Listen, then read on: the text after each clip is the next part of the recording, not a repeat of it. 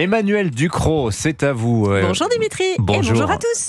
Vous nous parlez ce matin du passe-rail pour les jeunes. Vous vous rappelez l'idée, voyager tout l'été en train pour 3 fois rien, ça avait tout de la bonne idée. Bon, succès très très mitigé. Oui, le dispositif avait été lancé le 5 juin dernier par le gouvernement pour 49 €, un accès illimité pendant un mois d'été aux trains régionaux, aux TER, les TER donc, aux trains intercités pour les jeunes de moins de 27 ans. C'était une aide aux vacances assez sympa, une incitation à découvrir la France à bas carbone, financée à 80% par l'État, à 20% par les régions pour un budget d'environ 15 millions d'euros.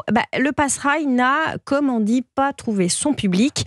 Le gouvernement pensait en écouler 700 000, un peu moins de 230 000 ont finalement été vendus. Bon, c'est un échec, ce passe-rail. Selon la formule consacrée, on ne peut pas dire que c'est un échec, c'est simplement que ça n'a pas marché.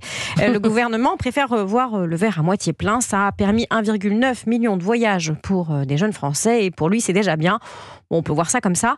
Alors, vous vous rappelez, on a beaucoup comparé ce passe-rail au dispositif allemand qui s'appelle le Deutschland Ticket, qui lui est ouvert à tous les voyageurs. Lui non plus n'a pas vraiment atteint ses objectifs pour sa 2e année d'existence. 11 millions de vendus quand le gouvernement en tablait sur 16. Bon, ça relativise le petit échec. Oui, 11 millions quand même. Mais il est ouvert à tout le monde. Bon, analysons l'échec, puisque c'en est un malgré tout. Pourquoi ça n'a pas marché le passe-rail ? Alors, peut-être à cause de l'offre. Elle est limitée aux TER et aux trains intercités pour lesquels les régions et l'État sont les autorités organisatrices de transport.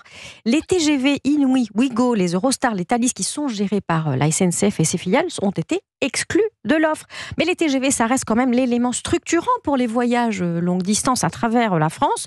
Ce sont aussi les trains les plus coûteux. C'est un frein pour les jeunes. Alors, si on ne peut pas les prendre avec le passe-rail, forcément, ça en limite l'intérêt. Mais l'État a choisi de travailler sans l'opérateur national pour élaborer son offre de passe-rail. Il risquait de rater sa cible. C'est exactement ce qui s'est passé. Il y a aussi eu des ratés de communication. Oui, la mise en place de ce passe-rail a été difficile. Certaines régions ont d'abord refusé de participer à ce pass. Ça a brouillé le message.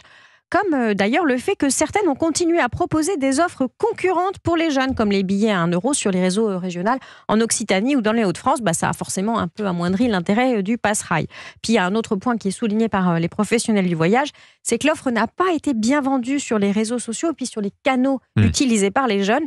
C'est un métier, le marketing. Résultat, le passe-rail est passé un peu inaperçu. Bon, on fera mieux l'an prochain alors ? Si toutefois l'offre est reconduite. Mais la question, c'est plutôt, est-ce que c'est à l'État de jouer les agences de voyage, comme d'ailleurs de financer le reprisage des vêtements ou la réparation de l'électroménager ? Est-ce qu'on n'a pas d'autres priorités quand on a plus de 3 000 milliards de dettes ?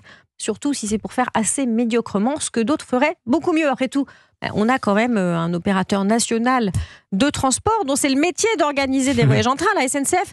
Peut-être qu'il aurait été un peu plus simple de lui passer une commande et de la laisser faire. Signature Europe 1, Emmanuel Ducrot. Merci Emmanuel. 8h53.